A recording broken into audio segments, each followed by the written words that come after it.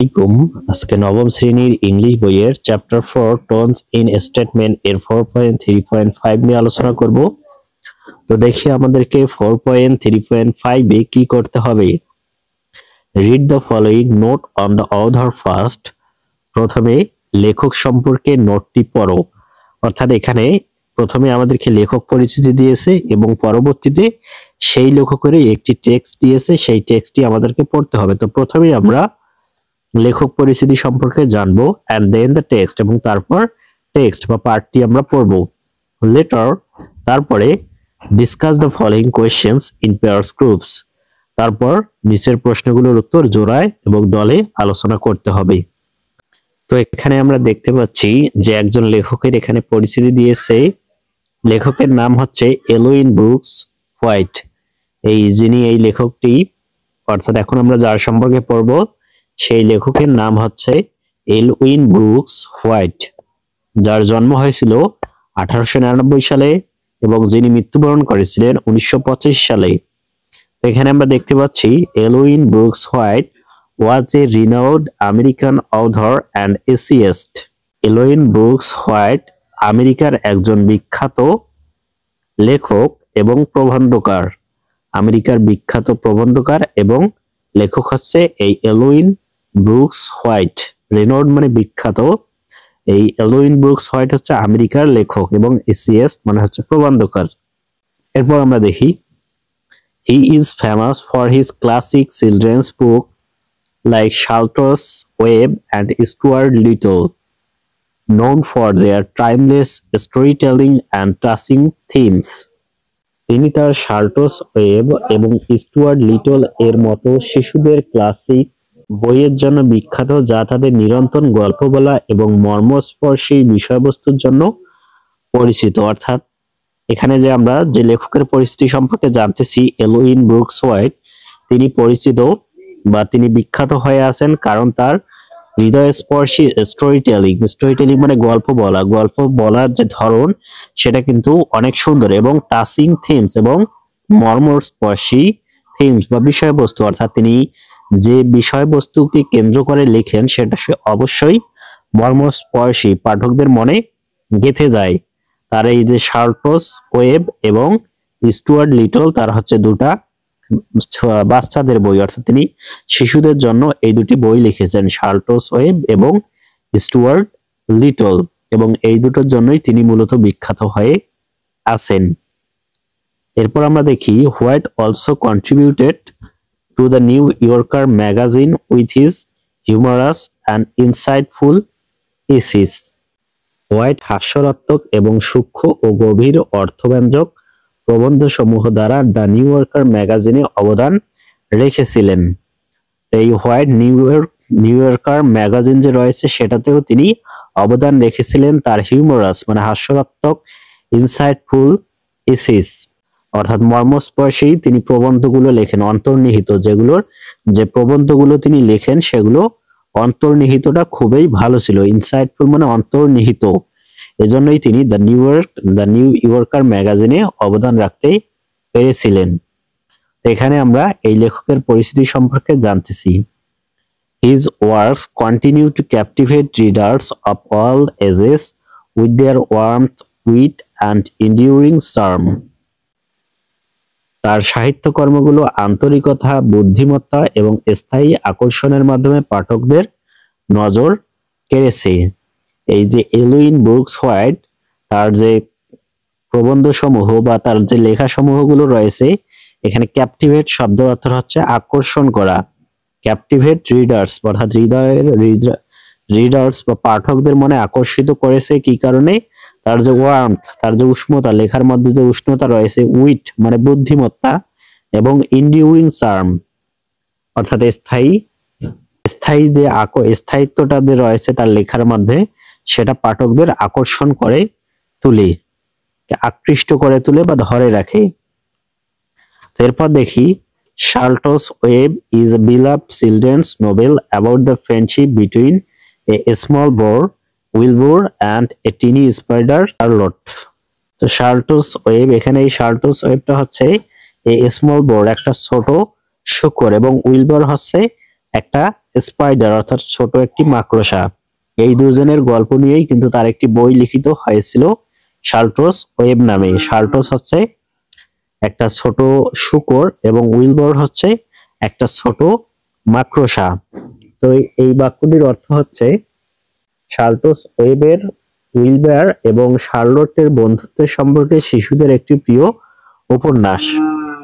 এখানে এই শার্লটস ওয়েবের পরিচিতি দিয়েছে যিনি এই ইলওয়ান ব্রুকস হোয়াইট লিখেছেন।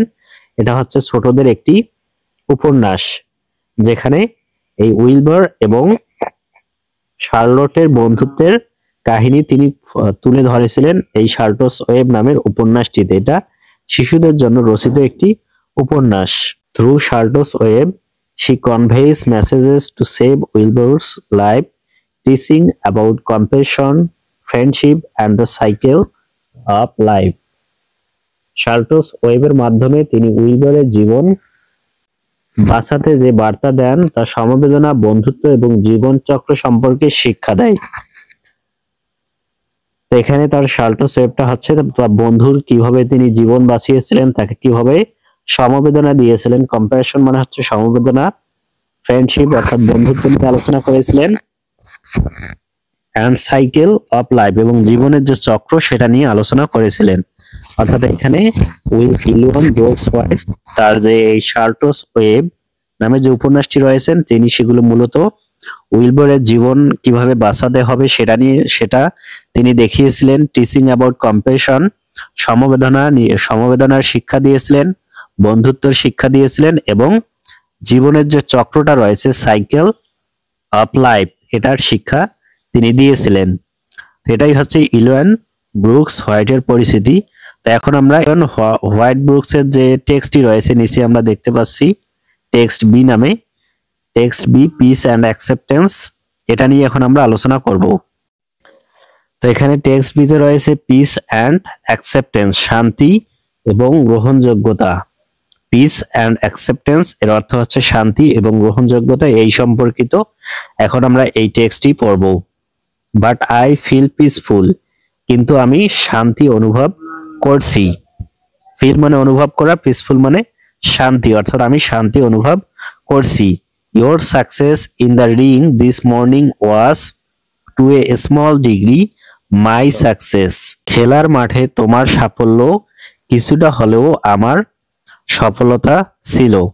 তো এখানে এটাই বলা হয়েছে যে খেলার মাঠে তোমার সাফল্যটা কিছুটা হলেও আমার সাফল্য ছিল। তো এখানে যে কথাগুলো এখানে দিয়েছে সেটা হচ্ছে ওই শার্লটস ওয়েবের কিছুটা অংশ, অর্থাৎ তিনি যেভাবে তার বন্ধুকে সমবেদনা দিয়েছিলেন সেটারই কিছু অংশ এখানে দিয়েছে।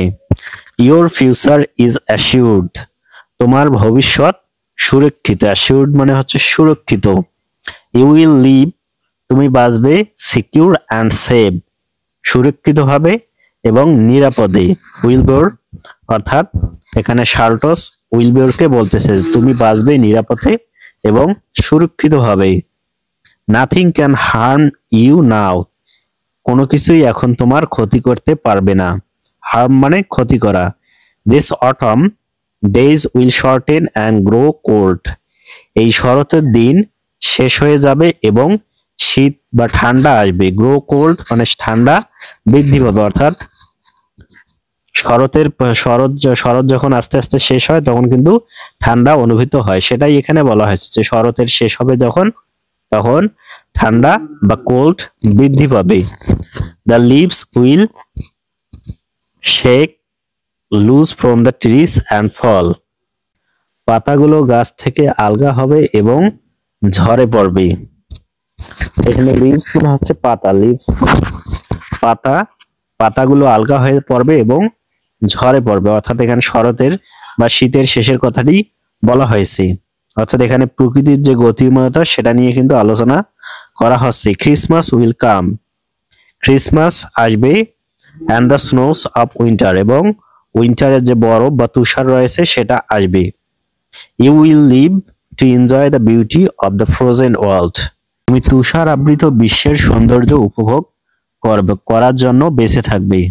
For you mean a great deal to Zuckerman and he will not harm you ever, কারণ তুমি জুকারম্যানের কাছে অনেক গুরুত্বপূর্ণ এবং তিনি কখনোই তোমার ক্ষতি করবে না।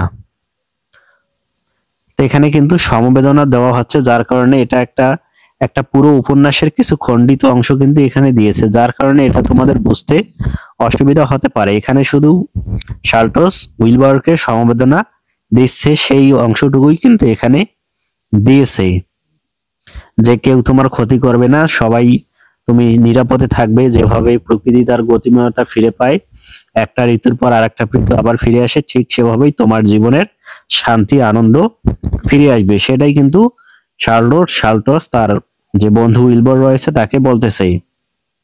উইন্টার উইল পাস, শীতকাল চলে যাবে। দ্য ডেজ উইল লেন্থেন, অর্থাৎ দিনগুলো বড় হবে। The ice will melt in the pasture pond, চারণভূমির পুকুরের বরফগুলো গলে যাবে। দ্য আইস উইল মেল্ট মানে বরফ গলে যাবে। ইন দ্য পাশ্চার, পাশ্চার মানে চারণভূমি, পন্ড মানে পুকুর, পুকুরের চারণভূমির যে বরফ রয়েছে সেটা নেমে যাবে অর্থাৎ গলে যাবে। দ্য